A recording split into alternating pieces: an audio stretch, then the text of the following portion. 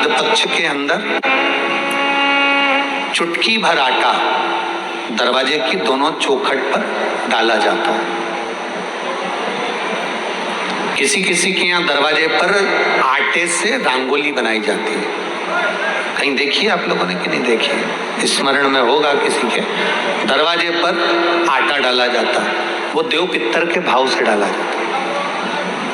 जिस बेटे बेटी का मंगल विवाह नहीं हो रहा हो, शुभ कार्य की सूचना नहीं आ रही हो,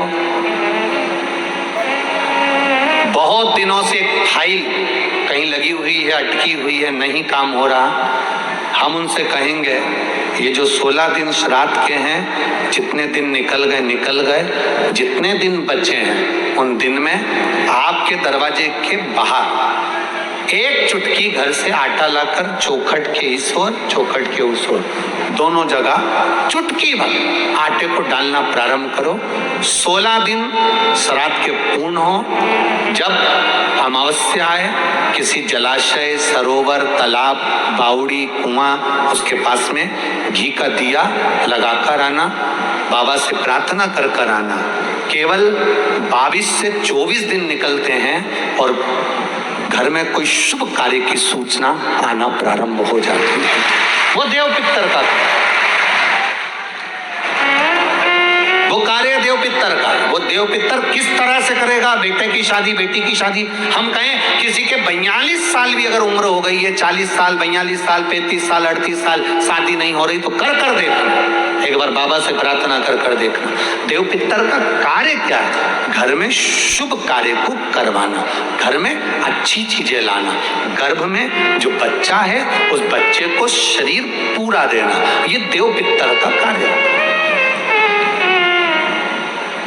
पितृदेव और देव पितर में बहुत अंतर है, बहुत अंतर। एक चुटकी आटा, अब तो थोड़ा सा रंगोली का काम ज्यादा हो गया, नहीं तो हमने पहले भी कथाओं में कहा है कि 3 जगह पर आटे की रंगोली काम करती है, जिसका फल 1000 गुना होता है। 3 जगह पर आटे की रंगोली काम करती है, हमने पहले भी कहा।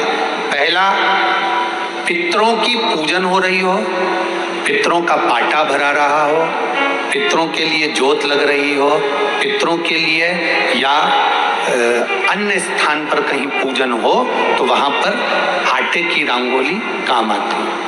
वहां पर रंग बिरंगी या पत्थर की रंगोली नहीं, मिट्टी की रंगोली नहीं, आटे की रंगोली काम आती है। दूसरे नंबर पर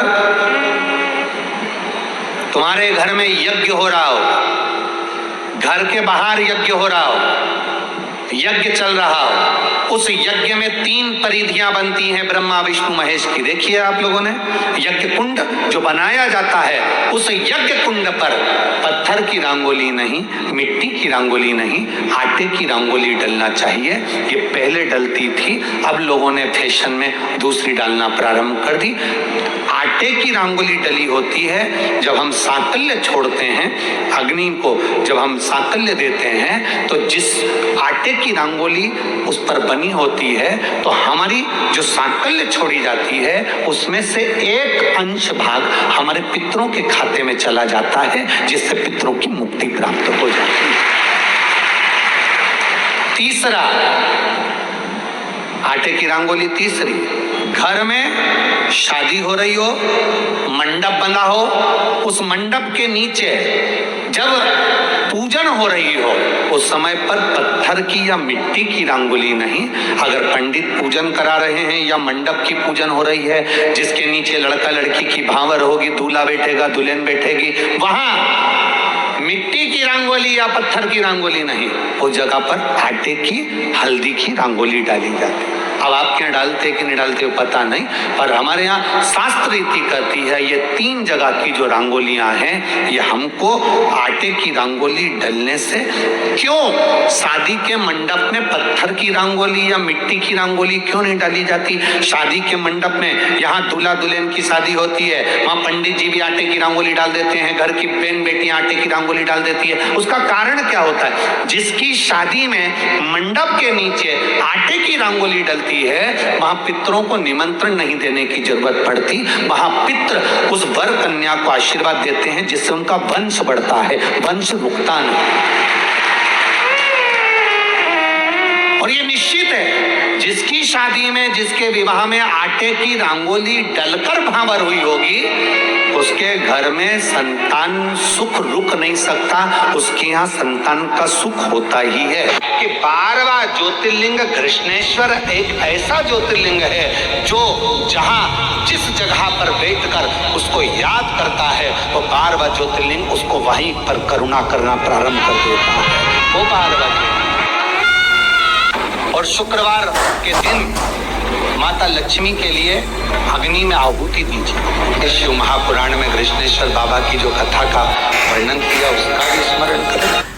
यदि शरीर में, हाथ में कंपन हो रहा है, पांव चलते नहीं बन रहा है, शरीर हाफ ज्यादा भरा रही है, खूब ज्यादा शरीर चल नहीं पाता, थोड़ी थोड़ी देर में हाफड़ी भरा जाती है, हाफ भरा जाती है, या पीछे से रीढ़ की हड्डी दुखना प्रारंभ हो जाती है, तो उसके लिए सरसों के फूल 108। काय के फूल? सरसों जानते हो सब लोग? सरसों के फूल 108 भगवान शंकर के मंदिर में कृष्णेश्वर महादेव का नाम लेकर 108 सरसों के फूल एक एक कर कर कृष्णेश्वर बाबा को समर्पित कर दो। उसी फूल को उठाकर नंदी जो मंदिर में है उसका पीठ का ऊपर का एक भाग होगा, नंदी के पीठ पर अग्र भाग ऊपर का होता है, उस भाग को वो 108 सरसों के फूल छुआ दो और उसको लेकर घर पर जाओ, उसको सूखने डाल दो। सूखने के बाद वो सरसों के फूल का थोड़ा थोड़ा सा भाग सुबह के समय पर खाली पेट जरा सा भाग रोज खाना प्रारंभ करो। 21 दिन तक, 20 दिन तक अगर आपने रोज खाया, आपके हाथ का कंपन और जो चलने में आपको हाथ भरा रही है वो, और रीढ़ की जो हड्डी दुख रही है उसमें धीरे धीरे अंतर आना अपने आप प्रारंभ हो जाएगा। कृष्णेश्वर महादेव का स्मरण, कृष्णेश्वर बात फिर कहेंगे का निर्माण करते हैं, 12वां ज्योतिर्लिंग नहीं बनाते हैं। क्यों?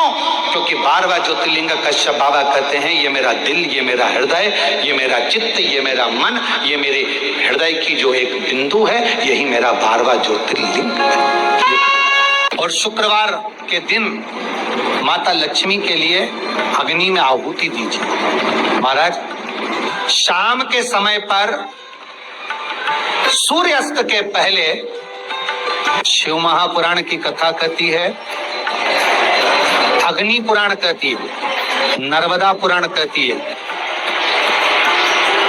लिंग पुराण कहती है कि बेलपत्री के वृक्ष के नीचे, नीचे तो नीचे वो भी जाने तो यहाँ तक वर्णन किया शिव महापुराण में तो कि बेलपत्री का जो फल होता ना, बेल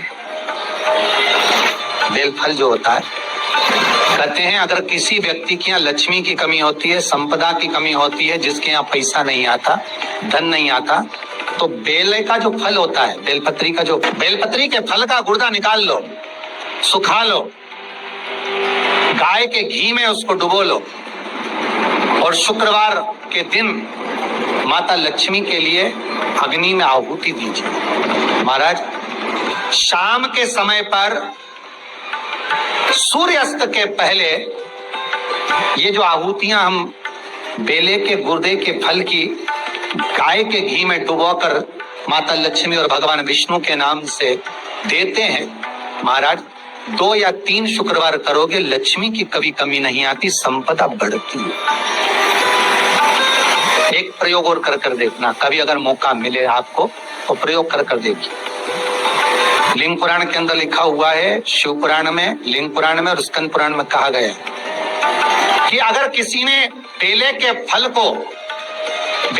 फल का अगर थोड़ा सा भी गुर्दा पाया है, बेले के फल को खाया हो या बेल का रस पिया हो या बेल के फल का जूस पिया हो, अगर वो व्यक्ति का अनायास किसी कारणवश प्राण भी छूट गए हो, तो शिव महापुराण की कथा कहती है कि 27 दिन तक वो बेल के फल का रस उसके नस नस में रहता है, तो उस व्यक्ति को यम नहीं छूते, वो कैलाश पर निवास करता है। मर भी जाता है तो अधोगति में नहीं पड़ता, नरक नहीं भोगता, वो बैकुंठ पद का कामी हो, वे कोई ठिकानी बात। घर में संपदा की कमी होती है, जिसके घर में कर्जा बढ़ जाता है, लक्ष्मी नहीं आती, बहुत टेंशन की जिंदगी जीता है मनुष्य, व्यापार चल नहीं रहा, बहुत तकलीफ का जीवन चल रहा होता है, तो आज भी नियम है महाराज, आज भी नियम। शुक्रवार छठ के दिन घर में से एक लोटा जल भरो, बड़का पेड़, बड़का वृक्ष जहाँ हो वहाँ पहुँच जाओ, 2-3 मिनट हाथ में जल लेकर बैठो, और बैठने के बाद अपने मन की कामना कर बटकेश्वर महादेव के नाम से बड़ वृक्ष की जड़ में जल डाल दीजिए। 2-3 दिन अगर तुमने जल चढ़ाया, कितनी बड़ी भी समस्या होगी उसकी राह मिलेगी जरूर, और भोलेनाथ पकड़ेंगे। पितृपक्ष में एक काम चालू करो, पितृपक्ष में बन सके गौ माता को रोटी दो, पितृपक्ष में बन सके गौ माता को जल दो, पितृपक्ष में बन सके तो भूखे को भोजन कराओ, प्यासे को पानी पिलाओ, पितृपक्ष में बन सके तुम्हें किसी ने कह दिया, कोई विद्वान ने तुम्हें बता दिया कि तुम्हारे पितृ दोष है, तुम्हारे घर में काल सर्प दोष है, तुम्हारे घर में ऐसा दोष है, तो एक काम चालू करो, 16 दिन श्राद्ध के एक चावल का दाना देवाधिदेव महादेव के शिवलिंग पर समर्पित करो, दूसरा चावल का दाना अशोक सुंदरी की जगह पर समर्पित करो, और एक लोटा जल पहले अशोक सुंदरी वाली जगह पर थोड़ा सा चढ़ाओ, उसके बाद शंकर भगवान को उस जल को अर्पित करो, अपना गोत्र बोलकर अपने पितरों का स्मरण कर आपका पितृ दोष अपने आप शांत हो जाएगा।